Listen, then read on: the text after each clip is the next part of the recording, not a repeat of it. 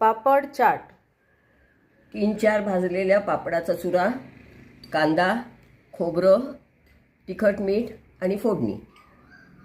पापडावर आता कांदा घालून घेतला, खोबरं घालून घेतलं, तिखट मीठ घातलं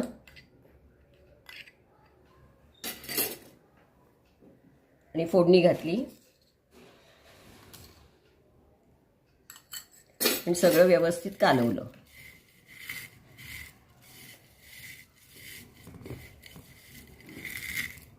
की आपलं पापड चाट तयार.